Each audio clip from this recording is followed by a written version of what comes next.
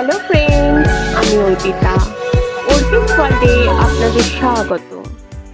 আজ আমি আপনাদের সঙ্গে শেয়ার করতে চলেছি ক্ষীরের নারকেল নাড়ুর রেসিপি।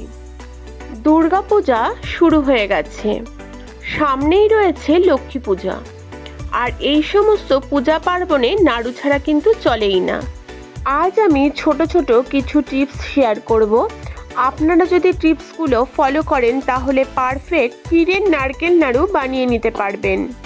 তবে আসুন দেখে নেওয়া যাক আজকের এই রেসিপিটি। এই রেসিপিটি বানানোর জন্য প্রথমেই ক্ষীরের প্রয়োজন, যেহেতু নাড়ুটার নামই ক্ষীরের নারকেল নাড়ু। তাই ক্ষীর বানানোর জন্য প্রথমেই আমি 1 কেজি গরুর দুধ নিয়ে গ্যাসের ওভেনের মধ্যে বসিয়ে ক্রমাগত নেড়ে যাচ্ছি। এখন কিন্তু গ্যাসের ফ্লেমটা হাইতে দেওয়া রয়েছে। দুধটা যতক্ষণ ভালোভাবে না ফুটে আসে ততক্ষণ কিন্তু এটাকে নাড়তে হবে, কোনোভাবে সর পড়তে দেওয়া যাবে না। এই দেখুন দুধটা ফুটে উঠেছে। দুধটা যখন ফুটে আসবে তখন কিন্তু গ্যাসের ফ্লেমটা লোতে দিয়ে দিতে হবে আর ক্রমাগত নেড়ে যেতে হবে। দুধটা শুকিয়ে যখন অর্ধেক হয়ে আসবে তখন এর মধ্যে আমি গুঁড়ো দুধ ব্যবহার করছি। আপনারা যে কোনো গুঁড়ো দুধ ব্যবহার করতে পারেন। 1 কেজি গুঁড়ো দুধের জন্য আমি এখানে 100 গ্রাম গুঁড়ো দুধ ব্যবহার করব। পুরো দুধটা একবারে দেবেন না, তাহলে কিন্তু লাম্পস থেকে যেতে পারে। তাই প্রথমে অর্ধেক গুঁড়ো দুধ মিশিয়ে নিলাম। তারপর আমি আর যা গুঁড়ো দুধটা আছে সেই গুঁড়ো দুধটা দিয়েও খুব ভালোভাবে মিশিয়ে নেব।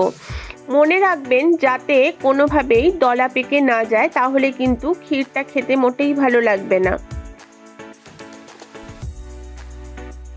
দুধটা কিন্তু আগের থেকে অনেক ঠিক হয়ে এসেছে, সেটা আপনারা দেখতেই পাচ্ছেন। ক্রমাগত 15 থেকে 20 মিনিট নাড়াচাড়া করার পর আমার ক্ষীরটা কিন্তু রেডি হয়ে গেছে। দেখতেই পাচ্ছেন এর ঘনত্বটা কতটা রয়েছে। এই অবস্থায় গ্যাসের ফ্লেমটা অফ করে দিতে হবে। এই রেসিপিটিতে আরেকটি প্রধান উপাদান নারকেল। তাই নারকেল কুড়িয়ে জল ছাড়া মিক্সিতে মিহি করে নিয়েছি। পারফেক্ট ক্ষীরের নারকেল নাড়ু বানানোর ক্ষেত্রে নারকেল মিহি হওয়া কিন্তু খুবই প্রয়োজন। পরবর্তী ধাপে আমি চলে এসেছি, তাই ওভেনের মধ্যে একটা কড়াই বসিয়ে সেই মিহি করা নারকেলটা দিয়ে দিলাম। নারকেলটা কয়েক সেকেন্ড একটু নাড়াচাড়া করে এর মধ্যে দিয়ে দেব পরিমাণ মতো চিনি।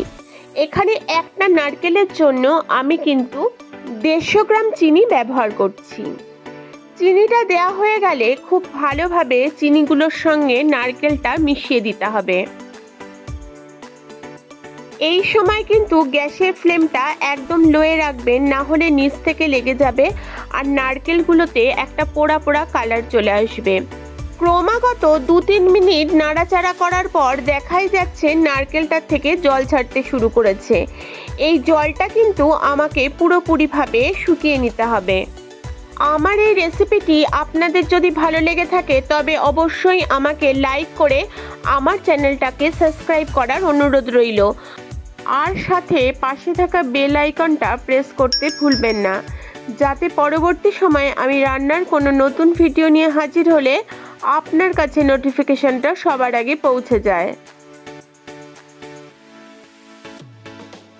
চিনি দেওয়ার পর 15 মিনিট নারকেলটা ভালোভাবে নাড়াচাড়া করার পর যখন নারকেলের মধ্যে একটা পাক ধরতে শুরু করবে আর জলটাও শুকিয়ে আসবে, সেই সময় এর মধ্যে আগে থেকে করে রাখা ক্ষীরটা অ্যাড করে দেব। ক্ষীরটা দিয়েও কিন্তু বারে বারে নেড়ে দিতে হবে, না হলে নিচ থেকে ধরে যাবে আর নাড়ুর কালারটাও লালচে হয়ে আসবে। যখন দেখবেন ক্ষীর সহ নারকেলটা কড়াই থেকে ছেড়ে আসছে তখন বুঝে যাবেন এর পাকটা কিন্তু কমপ্লিট হয়ে গেছে। সেই সময় এর মধ্যে আমি এলাচ গুঁড়ো অ্যাড করে দিচ্ছি। এলাচটা দিয়ে সব কিছুর সঙ্গে আবার ভালো করে মিশিয়ে দিতে হবে। এই এলাচ দেওয়াতে এই নারকেল নাড়ু থেকে কিন্তু খুব সুন্দর একটা ফ্লেভার আসবে।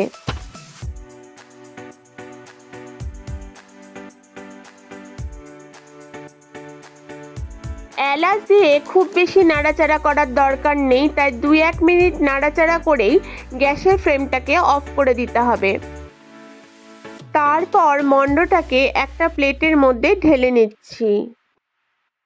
মণ্ডটা ঠান্ডা হওয়ার আগেই কিন্তু হাত দিয়ে একটু চেপে দেবেন, না হলে কিন্তু পরবর্তী সময়ে যখন নাড়ুগুলো করব ঝুরঝুরে হয়ে যাবে, নাড়ুর পাক আসবে না। যখন মণ্ডটা হাতসহ অবস্থায় হয়ে আসবে তখন হাতে একটু জল লাগিয়ে মণ্ডটা থেকে একটু নারকেলের পাক নিয়ে হাত দিয়ে ঘুরিয়ে ঘুরিয়ে নাড়ুর আকারে গড়ে নিতে হবে। এই দেখুন একটা নাড়ু হয়ে গেছে। এইভাবে সমস্ত নাড়ুগুলোই কিন্তু আমি বানিয়ে নেব।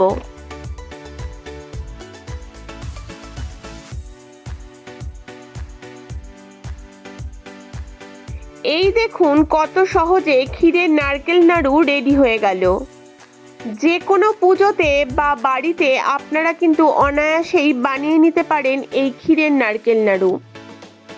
আজকের জন্য টাটা, সকলে ভালো থাকবেন, সুস্থ থাকবেন, ধন্যবাদ।